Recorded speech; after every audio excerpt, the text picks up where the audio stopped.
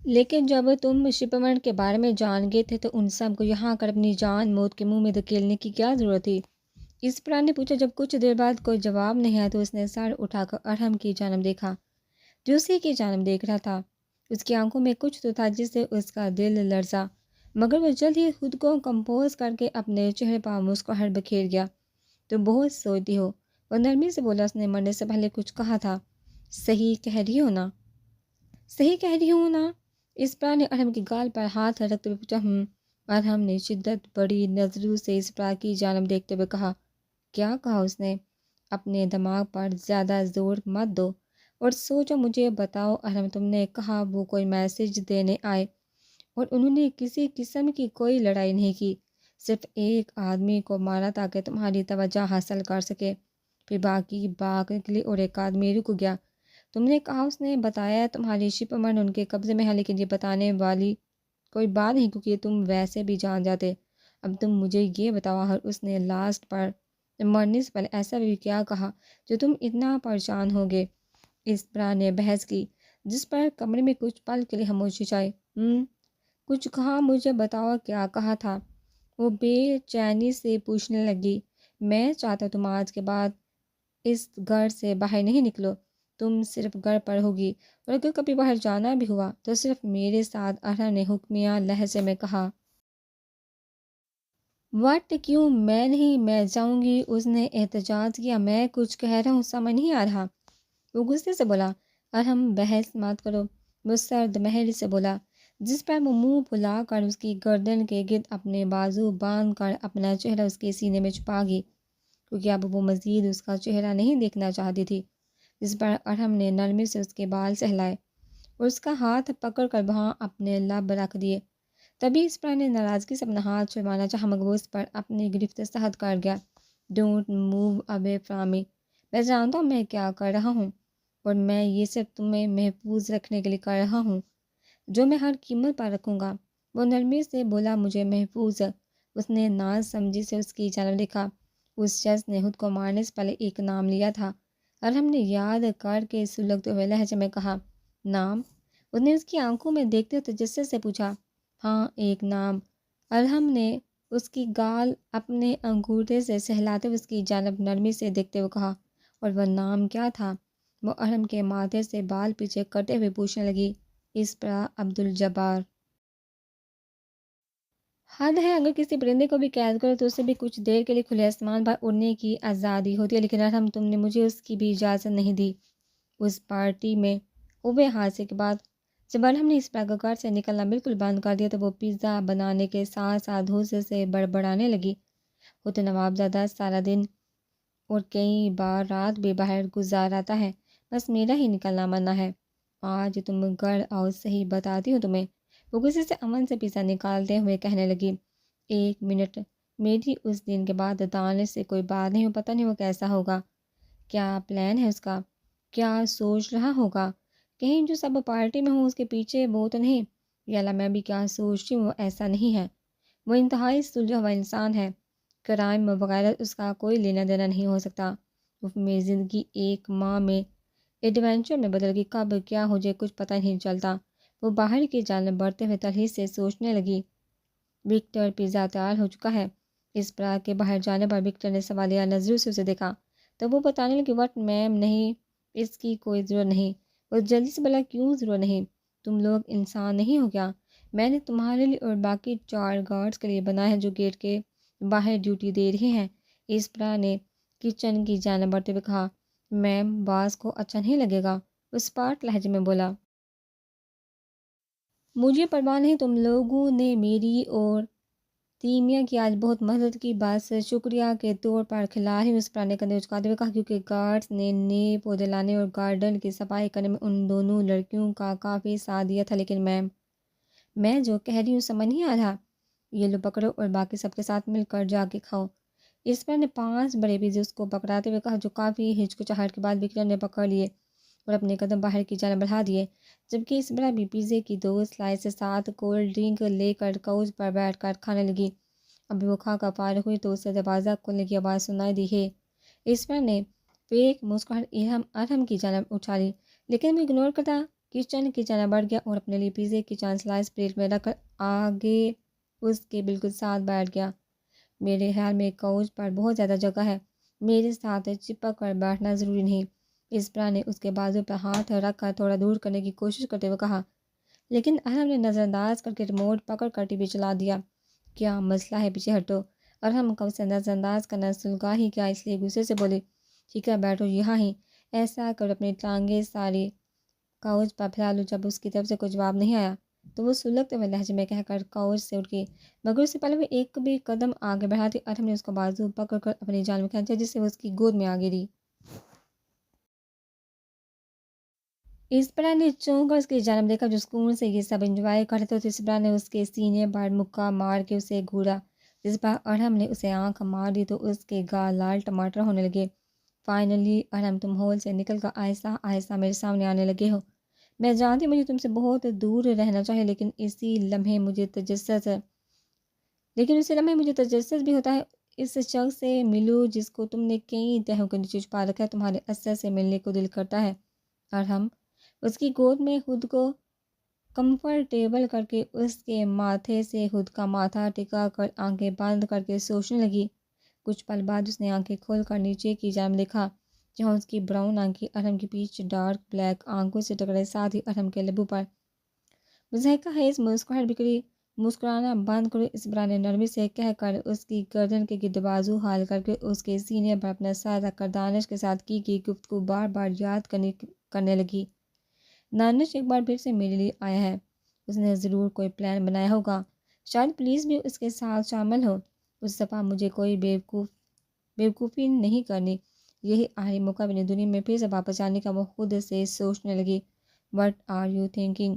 ارحم کے سوال پر اسپرا نے سر اٹھا کر اس کی جانب دیکھا جو ٹی وی دیکھنے کے ساتھ ساتھ پیزا بھی کھا رہا تھا۔ وہ کندھے اچکاتی اس کی پلیٹ سے سلائس پکڑ کر کھانے لگی۔ یہ میری سلائس ہے، واپس رکھو، تم اپنا حصہ کھا چکی ہو، ارحم نے شکایت کی۔ تو ابھی بھی کافی کچن میں پڑا ہوا ہے اور کھا لینا، اسپرا نے سکون سے کہا، جس پر ارحم نے پوری سلائس کی جانب دیکھا، پھر نیچے جھک کر اس کا بڑا سا بائٹ لے لیا۔ اسپرا نے صدمے سے سلائس کی جانب دیکھا جو اس نے ابھی تھوڑا سا کھایا، باقی سب ارحم کے منہ میں موجود تھا۔ تم پیزا چوڑ، وہ چیختے ہوئے ایک ایک لفظ پر زور دیتے ہوئے بولی، میں نے پہلے کہا تھا وہ میری سلائس ہے، ارحم نے کوک کا سپ لیتے ہوئے کہا، لیکن میں نے بھی کہا تھا کچن میں ابھی کافی زیادہ موجود ہے، اس سے گھورتے ہوئے بولی، اور ساتھ جو تھوڑا سا ٹکڑا اس کے ہاتھ میں بچا تھا اسے اپنے منہ میں ڈال لیا، لیکن وہ اسے اگنور کرتا اپنے ہاتھ ٹیشو سے صاف کر کے واپس سے ٹی وی دیکھنے لگا۔ تمہارا دن کیسا گزرا؟ اسپرا نے جب دیکھا وہ کھا چکا ہے تو اس سے پوچھنے لگی، ناٹ بیڈ، تم بتاؤ اپنا۔ وہ مصروف سے انداز میں بولا، بہت اچھا، تمہیں پسند آیا جو میں نے لان میں کیا؟ اسپرا نے امید سے اس کی جانب دیکھتے ہوئے پوچھا، جو ٹی وی دیکھ رہا تھا، اچھا ہے، ارحم نے عام سے لہجے میں کہا، میری طرف دیکھو۔ اسپرا نے اس کا چہرہ اپنے ہاتھ میں پکڑ کر اس کا رخ اپنی جانب کرتے ہوئے کہا، جس پر اس نے کچھ پل اس کے چہرے کو دیکھ کر واپس سے ٹی وی دیکھنے لگا۔ اسپرا نے گھور کر ٹی وی کی جانب دیکھا، جیسے اس بیچارے ٹی وی کا قصور ہو جو ارحم اسے توجہ نہیں دے رہا۔ اس نے ہاتھ آگے بڑھا کر ریموٹ پکڑا اور ٹی وی بند کر دیا۔ اب تمہارا سارا وقت توجہ صرف میرے۔ جب ارحم نے جھٹکے سے اس کی جانب دیکھا تو وہ سکون سے بولی، اب میں دوبارہ پوچھ رہی ہوں، جو میں نے کیا لان میں تمہیں پسند آیا یا نہیں؟ وہ اپنے الفاظ واپس سے دہراتے ہوئے پوچھنے لگی۔ ہاں ہاں مجھے پسند آیا، ارحم نے بوری سے کہا۔ You got bold for me right? اسپرا نے جھوٹی پریشانی چہرے پر سجاتے ہوئے کہا۔ اس سے لگا ارحم اب اسے خود سے دور دھکیل دے گا، مگر اس نے جو کیا اسے شاک کر گیا۔ اسپرا کی بار بار ارحم کی آنکھیں پھیلی، اس نے جھٹکے سے اسے کمر سے پکڑ کر خود سے قریب کیا۔ تمہارا دماغ خراب ہو گیا ہے کیا؟ میں کبھی بھی نہیں تم سے تھک سکتا یا بوریت محسوس کر سکتا، آئندہ ایسا فضول کبھی مت سوچنا۔ میں اس کے گرد اپنی باہوں کا حصار باندھتا جنون سے بولا، جس پر اسپرا کا دل تیزی سے دھڑکنے لگا، کیونکہ اس کے الفاظ اور کہنے کے انداز پر وعدہ تھا۔ اسپرا اس کی باتوں میں مات بہک ہوئی، وہی ہے جس نے تمہاری ہنستی مسکراتی زندگی تباہ کر دی۔ دانش کو سوچو پلیز، جو تمہاری وجہ سے اس وقت ویل چیئر پر موجود ہے۔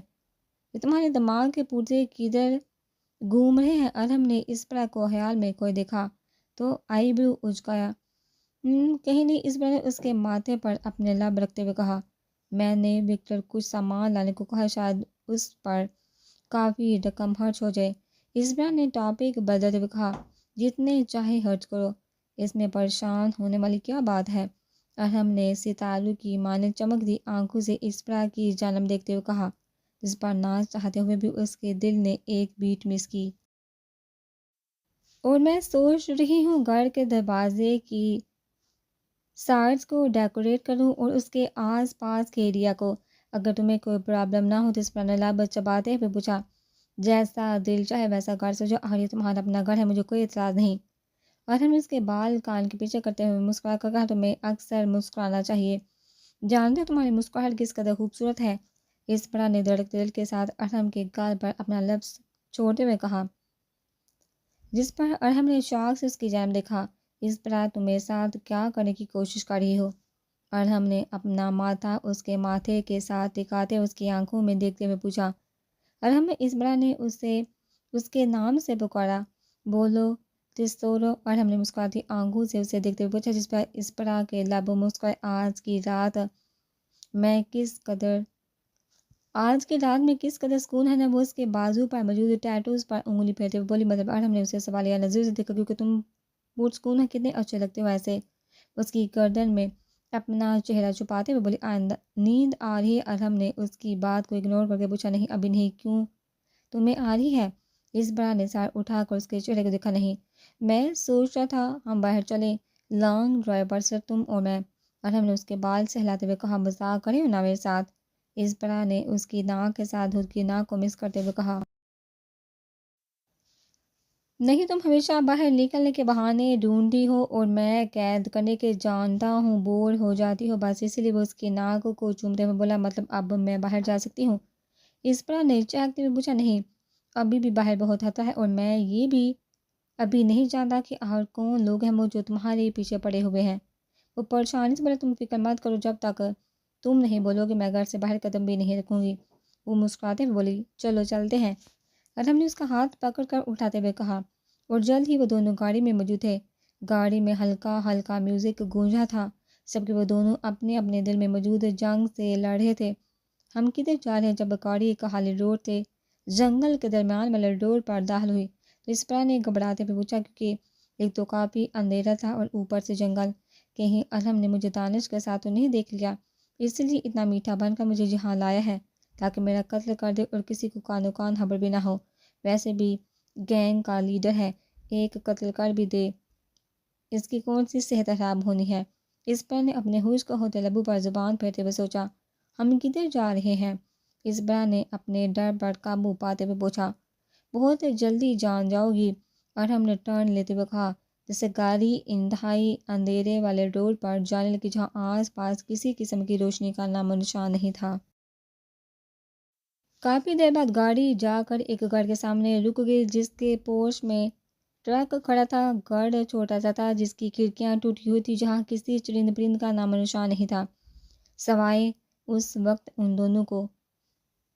یہ کیسی جگہ ہے؟ چلو ہمیں چلنا ہے۔ ارحم نے اسپرا کا ہاتھ پکڑ کر جنگل کی جانب چلتے ہوئے کہا۔ جیسے جیسے وہ جنگل کے اندر جانے لگی اسپرا کی سانسیں خوف سے تھمنے لگی۔ ایک دفعہ تو اس نے اپنا ہاتھ چھڑوا کر دوسری جانب بھاگنا چاہا، مگر ہم نے اس کے ہاتھ پر اپنی گرفت سے ہٹ کر دی، جس پر اسپرا کا دل مزید ڈر سے لرزنے لگا۔ بس چاند کی روشنی اس جگہ کو تھوڑا بہت روشن کر رہی تھی، اس کے علاوہ کسی قسم کی روشنی نہیں تھی۔ ارحم تم نے مجھے مارنا ہی ہے تو کسی اچھی جگہ موت دو، اتنی خوفناک موت مت دو، وہ پریشانی سے بولی، جس پر ارحم نے رک کر ایک نظر اسپرا کی جانب دیکھا۔ نہ میں موت بھی لوگوں اپنی چوائس کے مطابق دیتا ہوں، وہ سکون سے بولی، جس پر اسپرا کا پورا وجود کپکپایا۔ ارحم اسپرا نے بے بسی سے اسے پکارا، تم ایسے کیسے سوچتے کہ میں تمہیں یہاں مارنے کے لیے لایا ہوں؟ اگر مارنا ہوتا تو گھر میں ہی مار کر کہیں تمہیں دفن کر چکا ہوتا۔ اسپرا کی درد بڑی پکار پر ارحم نے پلٹ کر اس کے بالوں میں انگلیاں پھنسا کر اس کا روح اوپر کر کے سرد مہرے سے کہا، جس پر اسپرا کی آنکھوں سے آنسو ٹوٹ کر گال بھگونے لگے، یقین نہیں ہے مجھ پر؟ ارحم نے اپنی بیچ ڈارک بلیک آنکھیں اس کی براؤن آنکھوں میں گاڑتے ہوئے پوچھا، ایسا نہیں ہے، آئی ٹرسٹ یو۔ اسپرا نے اس کے گلے لگ کر کہا، لیکن جب اپنے الفاظ کا احساس ہوا تو اپنی آنکھیں بند کر گئی، بس اتنے اندھیرے میں گھبرا گئی تھی، اوپر سے یہ جنگل۔ مجھے اندھیرا اچھا نہیں لگتا ارحم، اس سے خوف محسوس ہوتا ہے مجھے۔ اس کے گرد اپنے باہوں کا حساس شہد کرتے ہوئے بھیگے لہجے میں بولی، وہ میری شیرنی کو اندھیرے سے ڈر لگتا ہے؟ ارحم نے شرارت سے پوچھا۔ نہیں جی، مجھے اندھیرے سے ڈر نہیں لگتا، بس اس جنگل میں اندھیرے سے تھوڑا سا ڈر لگ رہا ہے۔ وہ اس سے دور ہو کر اس کے بازو پر ہلکا سا پانچ مار کر منہ بسوڑتے ہوئے بولی، اچھا چلو بس تھوڑی سی اور واک کر لو، ویسے بھی موٹی ہو رہی ہو۔ اور ہم نے اس کا ہاتھ پکڑ کر آگے بڑھتے ہوئے کہا، جھوٹے نہ ہو تو خود ہو گے موٹے۔ اس کے بازو پر چٹکی بڑھتے ہوئے بولی، لیکن وہ مسکراتا جوڑیاں پیچھے کر کے راستہ بناتا آگے بڑھنے لگا۔ تو مجھے کم از کم بتاؤ ہم جا کدھر رہے ہیں؟ اس برا نے واپس سے پوچھا۔ جان جاؤ گی ٹسر سکون سے بولے، دیکھو ہم مجھے کسی قسم کی بوریت محسوس نہیں ہو رہی، چلو گھر واپس چلتے، تم مجھے لانگ ڈرائیو کے لیے لائے تھے، لانگ واک کے لیے نہیں۔ اس برا نے گھنے جنگل کو گھبراہٹ سے دیکھتے ہوئے کہا۔ اس برا مجھے لگا اب تک تم اتنا جان گئے ہو کہ تمہیں درد دینے کا حق صرف اور صرف میرا ہے، اور میرے لئے تمہیں کبھی کوئی ہرٹ نہیں کر سکتا، اور تم جانتی ہو میں تمہیں تکلیف صرف اس وقت دیتا ہوں جب تم میری بات رد کرتی ہو، اس لیے ڈرنا بند کرو، پرسکون ہو جاؤ، ہم بس پہنچ گئے۔ ارحم نے نرمی سے کہا، جس پر اس برا خاموشی سے اس کا چہرہ دیکھ کر آگے بڑھنے لگا۔ کچھ دیر مزید چلنے کے بعد ایک بڑا سا ٹاور انہیں دکھائی دینے لگا۔ جب وہ قریب پہنچے تو اس برا نے محسوس کیا کہ کافی پرانا ٹاور ہے، کیونکہ اس کا گیٹ ٹوٹا ہوا تھا اور اندر بھی کافی زیادہ اندھیرا تھا۔ یہ کافی پرانا ٹاور ہے، میں اکثر یہاں کھیلنے آیا کرتا تھا۔ ارحم کی آواز اس کی سماعتوں سے ٹکرائی، جو ٹاور کو دیکھنے میں مصروف تھی۔ اس سے پہلے وہ کچھ کہتی، ارحم موبائل کی ٹارچ جلا کر اس کا ہاتھ اپنے ہاتھ میں جگڑ کر اندر قدم رکھ گیا۔ اس برا صدمے سے اتنی زیادہ سیڑھیوں کو دیکھنے لگی جو انہیں اوپر لے کر جانے والی تھی۔ ارحم احتیاط سے ہر سیڑھی چڑھنے لگا، وہاں اس قدر خاموشی تھی کہ ان دونوں کے قدموں کی چاپ صاف سنائی دینے لگی۔ اس پر کافی سیڑھیاں چڑھ کر اوپر دیکھی تھی، مگر پھر بھی اسے صرف سیڑھیاں ہی دکھائی دیتی۔ اسے لگا جب مزید اوپر چڑھنے کی اس میں طاقت نہیں ہے تو وہ ارحم کے بازو کو پکڑ کر رک گیا۔ ارحم، مجھ سے اور اوپر نہیں چڑھا جائے گا، اس پر نے اس کے کندھے پر سر رکھ کر تھکاوٹ سے کہا۔ اے لٹل مور بیبی، ارحم نے اس کے گال کو سہلاتے ہوئے کہا، جس پر اس پر نے اوپر کی جانب دیکھا جہاں ابھی ان لوگوں نے آدھا راستہ بھی طے نہیں کیا تھا۔ مجھ سے نہیں ہوگا۔ وہ وہیں گندی سیڑھیوں پر بیٹھے بولے، ساتھ ایک نظر ارحم کے چہرے کو دیکھا جس پر تھکاوٹ نام کا کوئی تاثر نہیں تھا۔ جب اسبرا کے پاس کوئی اور آپشن نہیں رہی تو وہ اس کی گردن کے گرد اپنے بازو باندھ کر ہچکچاتے ہوئے اس کی کمر پر چڑھ گئی۔ ذرا بھی انکمفرٹیبل محسوس نہیں ہو رہا، مگر میں یہ بات کبھی ارحم کو نہیں بولوں گی۔ جب ارحم بغیر رکے تیزی سے سیڑھیاں چڑھنے لگا تو اسبرا اس کے چہرے کو دیکھتے ہوئے دل ہی دل میں بولنے لگی۔ کچھ ہی دیر میں وہ دونوں ٹاور کے ٹاپ حصے میں پہنچ گئے تو اسبرا ارحم کی پوچھ سے اتر کر ٹاور کے کنارے پر لگی ریلنگ کے پاس جا کر کھڑی ہو گئی۔ جہاں اس نے نظر نیچے کی طرف گھمائی تو اسے لگا جیسے وہ جنگل کی وادی میں کھو گئی، کیونکہ نیچے صرف درخت ہی درخت تھے۔ واؤ! مگر جیسے نظر اٹھا کر اس نے سامنے دیکھا تو اس کے منہ سے بے سہاتا نکلا، کیونکہ وہاں سے سارا شہر جگمگ کرتا دکھائی دے رہا تھا۔ تبھی ارحم اس سے ہاتھ سے پکڑ کر ٹاور کے دوسرے کونے میں لے جانے لگا جہاں ریلنگ ٹوٹی ہوئی تھی۔ وہ اسبرا کے ساتھ اس جگہ پر ٹانگیں نیچے کی جانب کاٹ کے سکون سے بیٹھ گیا۔ اتنی اونچائی پر اسبرا کو خوف محسوس ہونے لگا تو اس نے ارحم کا بازو مضبوطی سے پکڑ لیا۔ یہ بہت خوبصورت نظارہ ہے، اسبرا نے سامنے کا منظر واپس سے دیکھتے ہوئے کہا، جس پر ارحم نے اس کا ہاتھ اپنے ہاتھ میں پکڑ کر اس کی انگلیوں میں موجود خالی جگہ اپنے ہاتھ کی انگلیوں سے بھر دی۔ جب ہم چھوٹے تھے یہاں اپنا بہت سا وقت گزارتے تھے، ارحم نے نرمی سے کہا۔ چلو جی، فائنلی اب ارحم کے پچھلے وقت کے بارے میں کچھ پتہ چلے گا۔ اسبرا نے ارحم کی بات پر سوچا۔ اسبرا نے ناسمجھی سے اس کی جانب دیکھا۔ زین، اس کا بڑا بھائی ارسل اور میں۔ ارحم نے لمبا سانس کھینچا اور پھر بولا، میں نے جس گھر کے سامنے گاڑی پارک کی تھی وہ زین لوگوں کا گھر تھا۔ ارحم کی بات نے اسبرا کی توجہ اس کی جانب کھینچی، مگر اس نے اپنی نظروں کو سامنے شہر کی روشنیوں اور ڈارک درختوں کی جانب رکھا جو ٹھنڈی ہوا چلنے کے باعث ڈانس کرنے میں مصروف تھے۔ میری ماما اور زین کے پاپا ایک ساتھ پڑھتے تھے اور انہیں اسی دوران ایک دوسرے سے محبت ہوگی، مگر میری ماما کی فیملی شادی کے لیے نہیں مانی کیونکہ وہ یتیم اور غریب تھے۔ پر میری ماما نے ضد کی کہ اگر شادی کروائے گی تو صرف اس سے جس سے انہوں نے محبت کی ہے۔ ماما کی ضد دیکھ کر میرے نانا ابو نے ماما کی شادی زبردستی امیر گھرانے میں کر دی۔ شادی کے کچھ ہی دن میں انہیں احساس ہو گیا کہ جس سے ان کی شادی ہوئی ہے وہ کوئی انسان نہیں بلکہ مانسٹر ہے۔ ارحم انتہائی آہستگی سے بتانے لگا، مگر پھر بھی اس کا ہر لفظ اسپرا کی سماعتوں کے ساتھ ٹکرانے لگا۔ زین کے پاپا اپنی زندگی میں آگے بڑھ گئے، انہوں نے کسی اور عورت کے ساتھ شادی کر لی۔ 1 سال بعد انہیں اللہ نے بیٹے سے نوازا جس کا نام انہوں نے ارسل رکھا۔ وہ اپنی زندگی میں اتنے خوش تھے کہ ماما کو مکمل ہی بھول گئے، کیونکہ انہیں لگتا تھا ماما بھی اپنی زندگی میں بہت خوش ہے۔ مگر 1 سال بعد انہیں واپس سے ماما فٹ پاتھ پر پڑی مل گئی۔ اس وقت وہ 5 ماہ کی پریگننٹ تھی۔ زین کے پاپا انہیں اپنے ساتھ اپنے گھر لے گئے۔ زین کی ماما بھی اس وقت واپس سے پریگننٹ تھی، مگر انہیں یہ جانتے ہوئے بھی کہ ماما ان کے شوہر کی پہلی محبت ہے، انہوں نے کھلی باہوں سے ان کو اپنے ساتھ رکھا۔ جب ارسل 2 سال کا ہوا تو میری پیدائش ہوئی اور میرے 2 ماہ بعد زین کی ماما نے زین کو جنم دیا۔ اسپرا کا دل کیا وہ آگے اس کہانی کا ایک لفظ بھی نہ سنے، کیونکہ اسے اندازہ ہو گیا آگے کیا ہوا ہوگا۔ جیسے ابھی اس گھر کی حالت لگتا ہے وہ تینوں اس دنیا سے چلے گئے ہوں گے اور پیچھے ان تینوں نے کرائم کی دنیا میں اپنے قدم رکھ لی ہیں۔ بس کیا یہ کہانی مجھے میرے ماں باپ لوٹا دے گی؟ دانش کو واپس اس کے قدموں پر کھڑا کر دے گی، مجھے میری زندگی واپس مل جائے گی، وہ غصے سے سوچنے لگی۔ مگر اسی پر ارحم کی آواز نے پھر سے اس کا دھیان اپنی جانب کھینچا۔ ہم تینوں اکٹھے بڑے ہونے لگے۔ زین کے پاپا دن رات محنت کرتے اور ان کی محنت کا نتیجہ تھا انہیں 3 ٹرک خرید لی، جبکہ ان کے علاوہ میری اور زین کی ماما سویٹر بن کر لوگوں کو بیچتی، تاہم سب کی زندگی اچھی گزرنے لگی۔ یہ جو اتنا پرانا ہے نا، یہ جگہ ایسی نہیں ہوا کرتی تھی، یہاں آبادی تھی، لوگ رہتے تھے یہاں اپنی فیملیز کے ساتھ۔ اور ہم نے سامنے کافی دور گلی کی جانب اشارہ کرتے ہوئے کہا، جو اب ویران پڑی تھی۔ یہاں کے لوگ بہت ہنسمکھ اور ملنسار تھے۔ ماما کے اتنا عرصہ یہاں پر گزار دینے پر انہوں نے کبھی ماما کی کردار کشی یا فضول بکواس نہیں کی کہ ہم لوگ کس رشتے سے ادھر رہ رہے ہیں۔ ہم اسی ٹاؤن کے لوکل اسکول میں پڑھتے تھے اور اپنے ہمسایوں کے بچوں کے ساتھ کھیلتے۔ مگر ایک دن ارسل جنگل میں کافی آگے نکل گیا اور اس نے یہ جگہ ڈھونڈی۔ اور ہم نے ٹاور کی جانب دیکھتے ہوئے کہا، اگلے دن وہ مجھے اور زین کو بھی یہاں لائے۔ اسی طرح یہ جگہ ہم تینوں کی پسندیدہ جگہ بن گئی۔ ہم اکثر رات کو چوری چوری یہاں آتے کیونکہ بچوں کو جنگل میں جانے پر پابندی تھی، مگر ہم تینوں کو ہی چیلنجنگ چیزیں اچھی لگتی تھی۔ ہم لوگوں کے سونے کے بعد یہاں باغ آیا کرتے تھے اور ہم نے وہ وقت یاد کرتے ہوئے کہہ لگا کر جس پر اسپرا نے پلٹ کر ہم کی جانب دیکھا، جس کی آنکھیں سچ میں خوش تھی۔ جب ارسل 11 کا اور زین اور میں 9 سال کے ہوئے تو ماما نے زین کے ماما پاپا کو بتایا کہ انہیں خدشہ تھا کہیں ان کے شوہر انہیں اور ان کے بچوں کو اس دنیا میں آنے سے پہلے ختم نہ کر دے، اس لیے وہ اپنے بچوں کی حفاظت کے لیے اسے چھوڑ کر بھاگ آئی تھی۔ جس پر زین کے ماما پاپا ہوش ہوئے۔ فائنلی میری ماما نے اپنی خاموشی کو توڑا ہے اور انہیں کچھ بتایا ہے، کیونکہ وہ ہمیں اپنی فیملی کا حصہ سمجھنے لگے تھے۔ اور ہم نے آنکھیں بند کر کے کھولتے ہوئے کہا، اس طرح میری ایک زندگی تھی جو میرے باپ نے اپنے ہاتھوں سے تباہ کر دی، وہ غصے سے چلایا۔ اور ہم میری بھی ایک زندگی تھی جو تم نے آ کر تباہ کر دی۔ اس پر آ کر دل کیا وہ ایک الفاظ ارحم کے منہ پر چیخے۔ اس پر کا دل کیا وہ یہ الفاظ ارحم کے منہ پر چیخے، لیکن اس کی بجائے اس نے یہ کہا، پھر کیا ہوا؟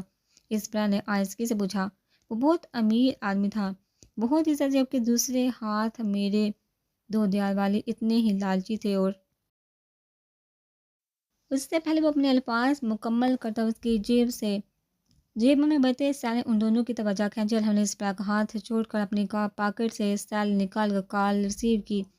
کچھ دیر بعد سننے کے بعد ارحم بولا اور ہم نے جلدی سے کہہ کر کال بند کر دی۔